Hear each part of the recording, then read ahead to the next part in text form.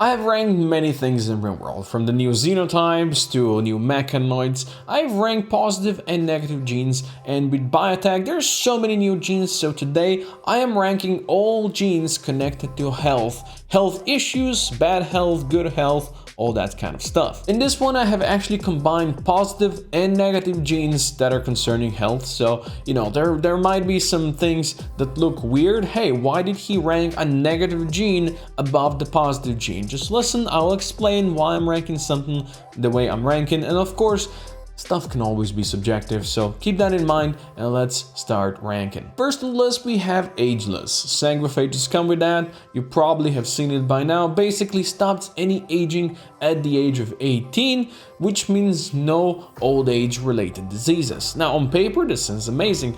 Wouldn't we all not want to have old age related issues? Yeah, that'd be amazing, but in RimWorld you rarely play game for so long that you will have many colonists that will get old enough to actually have age-related issues, so something like Alzheimer's or something like that. So it's not going to be that useful. It's not as useful as you would think, and I would rather have any of the or some of the other health-related genes. So for now I'm going to put this one into B tier. Next we have Archite Metabolism.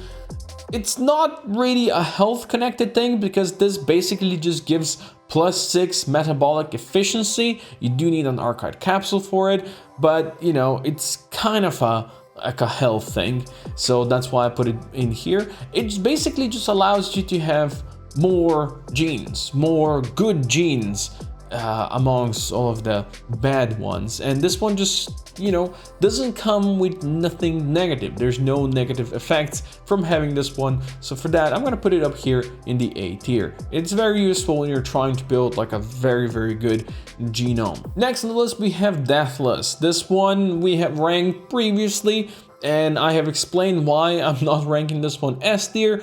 Well, it still feels like a cheat code because basically what it does is when your colonists get completely destroyed, they'll still survive. The only lethal wound is losing their brain or losing the whole head.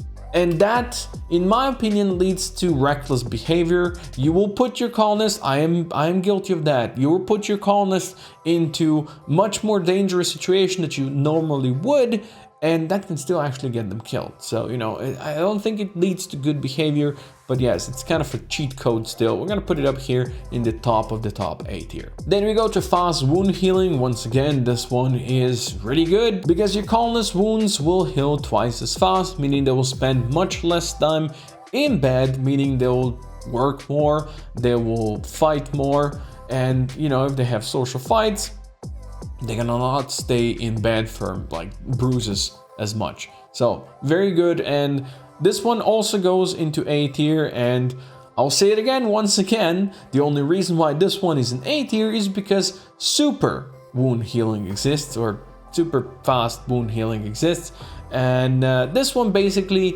heals all wounds 4 times as fast, meaning it's just amazing. This is what I said in my previous combat ranking video, is if you have a lot of colonists in your colony, like hussars, who are very aggressive and they constantly social fight each other and beat each other up, or prisoners or something like that, but then you have super fast healing and they will just heal up so much faster that they're not gonna be constantly in bed because they're constantly broken and injured.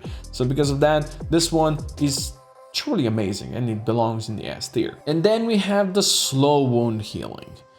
This is one of those negative ones that I will not rank higher because it means your colonists will stay in beds twice as long when they're injured. So meaning that when they get injured in a raid, they will go into bed and they might not be up when the next raid happens, especially if you're playing on something like Randy, when the raids can sometimes just happen, super rapid fire like.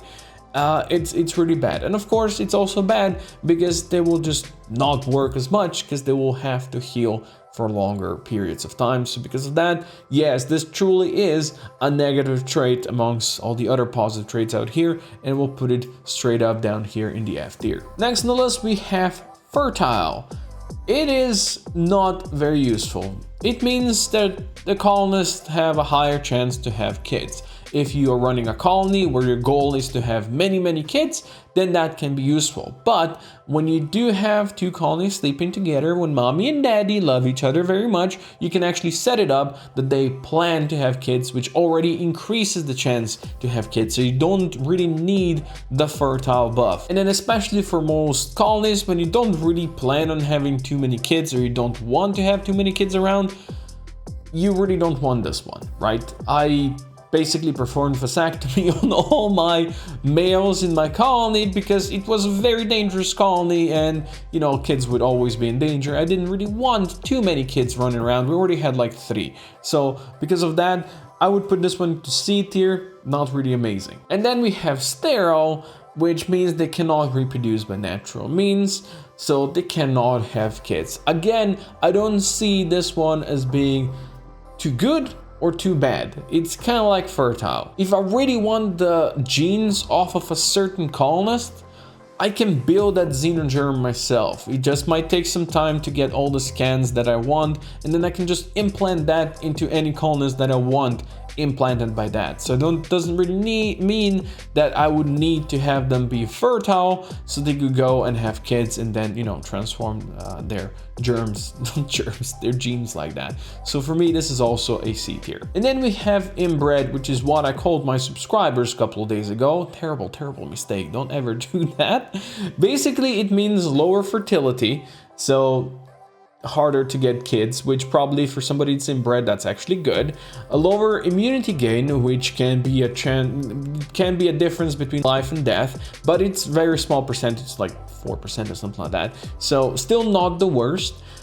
But it comes with the slow learner trait, which is one of the worst traits out there, because you always want your colonists learning their skills and, you know, becoming better.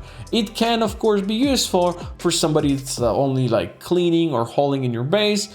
But then again, those people might still have combat skills that you would want them to level up. But with slow learner, it's gonna be, you know, slow. So for that, unfortunately, this one will have to go down in the F tier. But do you know who is definitely not inbred and F tier? My subscribers. So definitely subscribe if you want to join this colony. There's the button that you can press down below, and it would mean the world to me. I'm really getting weirder and weirder with these things. All right, moving on. Mild cell instability, meaning shorter lifespan. Again, as with the ageless thing, you're probably never gonna play long enough that this would be a problem for the mild cell instability, because it's only like 20% shorter lifespan. But it also means higher chance and higher rate of cancer. So cancer spreads fast and all that stuff, which can be a problem for certain colonists. Of course, a lot of this can be fixed with bionics and high-level medicine. But if you don't have that, then it could be quite a big deal. Now, it also, I think it lowers the immunity gain speed a bit, just like with inbred. So once again, not very good thing to have, but it's not one of the worst negative genes. It's one of those that you can still fight off, you can still deal with. So for that, I'm gonna put it into C tier. But then we have the major cell instability, which just means much lower lifespan, like 60% of normal lifespan or life expectancy for that colonist, which can actually be really bad, you know. And of course, much higher chance and rate of spread of cancer. So, you know, we all hate cancer. It's like one of the worst things ever. And we don't want this. You don't want this in your colonists. And for that, fortunately, when it comes to health stuff, this one goes down here in the F tier. Then we have non-senescent. I still don't know how to pronounce this, and I'm very sorry. Basically meaning your colonists are immune to diseases like Alzheimer's and carcinoma and heart attacks, stuff like that, which usually my colonists get through drugs or complete drug abuse and drug overdoses and all that stuff. Then that leads to worse diseases for my colonists, but you know, it's fine. Still, there's a good chance you really won't be seeing these diseases pop up a lot anyway. But if you really want to completely prevent it, I think this one can go up here with the ageless in the B tier. Next, we have robust digestion, basically meaning that they can eat raw food. They will not get, your colonists will not get any debuffs, any mood debuffs from eating raw food, and they will actually gain as much nutrition as if they ate a meal, because otherwise they will get less nutrition from eating just raw food. This is great for early game if you don't have a cook, if you don't want to use a nutrient-based meal. It can be very useful, and the pigskins actually have this. But the thing is, in the long run, you do want to cook your food. You want fine meals, you want lavish meals, because the game is gonna keep on throwing more stuff at you. Your colonists will have very, very high expectations. They'll want to eat good. They'll want that mood buff. And at that point, this gene is completely useless. And it also does not actually prevent food poisoning. So, you know, you can still get food poisoning from eating raw stuff because it's dangerous food. So not as good as it might look on paper. I'm gonna put this one into C tier. Next on the list, we have Scarless. Basically, what this one means is that it slowly, I think like once or twice a year, it will heal a random permanent injury, so like scars and stuff like that, which can be really good if you don't have bionics, because you know your colonists will feel pain from any of those injuries, and if they have injuries like on their eyes or livers or kidneys and something like that, it can be a real malice for them. You know, they will suffer from that. And this one will just randomly heal. But the heal is random, it is not very often, and when you have bionics, you can target those injuries, you know, the ones that you want first, and even improve them. This will just basically bring it to the normal state. With bionics and stuff like that, you can improve it. So I think, you know, it's not as useful as it might seem in the first glance. I'll put it in the middle of the pack, in the B tier. Next, we have super clotting. I have spoken about this a couple of times before. It is a really good thing. If your colonist gets injured and start bleeding out, that bleeding injury is gonna just patch itself up. It's gonna be fine, no more bleeds. So that meaning that your colonist can fight for longer, and even if they fight for longer and then finally drop to the ground, I'm sorry because I hit my microphone, they will not bleed out and they'll be fine just waiting for you to rescue them if they're going to be in so much pain that they can't walk anymore. So for that, this one is definitely up here in the S tier. Next on the list, we have strong stomach, basically meaning your colonists are immune to food poisoning, which can be very useful, especially early on when they might eat raw berries or they like insect jelly, which are all kind of dangerous food types. Or if you early on, you have a very bad cook that actually doesn't cook good meals, this can be a saving grace, because food poisoning is actually a really, really bad thing. But once you get to the later game, you have good cooks and you have sterile floors in your kitchen, and you know the blood is not all over the place, it should be, you know, not a problem at all. So it's not really a thing that you will always get benefit from, but it's very decent enough. For that, I'm going to put it up here in the B tier. Then we have 4 genes based on immunity. First, we have strong immunity, increasing immunity gain speed by 10%, which once again can be a difference between life and death. Early on, when you don't have good doctors, when you don't have good medicine and stuff like that, this might mean they will actually survive.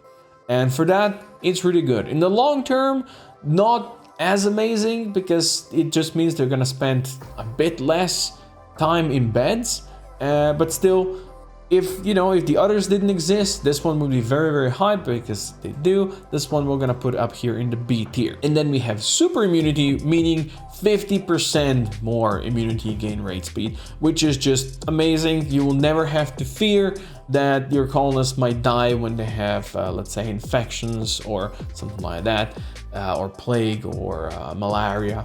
They'll just be fine as long as you can treat them, even if you don't have the best medicine for that. And I think it's just useful and good, and it goes up here in the A tier. And of course, in the end, you have perfect immunity. That just means they have immunity to all fatal diseases. So no malaria, no infection, no plague will ever be a problem for a colonist with that. And just makes them overpowered, really, because if you live in a swampy area, the disease will strike constantly. It will strike often. So it's very useful to have this one. It doesn't mean that they're gonna be immune to something like muscle parasites, because those are not fatal, so they can still get that. They'll have to get treated for that, but otherwise, you know, it's great, and it kind of has to be up here in the S tier. Last but not least, we have weak immunity, meaning that the immunity gain speed will be 10% slower.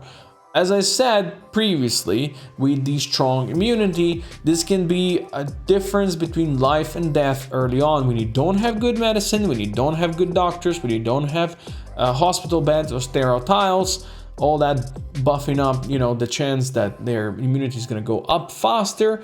This might mean your colonists will unfortunately succumb to infection or malaria or a plague. But later on, when you do have all of those, you know, good medicine and all that stuff, it's actually not that big of a deal. It just means that they're going to be in bed a bit longer, but not that crazy. But unfortunately, it might mean that early on you might lose one of your best colonists or something like that. So for that, we're gonna put it out here in the C tier. And there we have it. All the health genes have been ranked. Let me know if I forgot any of them, because chances are that I have, because there's so many of them. Otherwise, let me know, what would you put into S tier? What would you put in the F tier? And what do you think is like a hidden gem out among all of these that I have missed? Thank you for watching.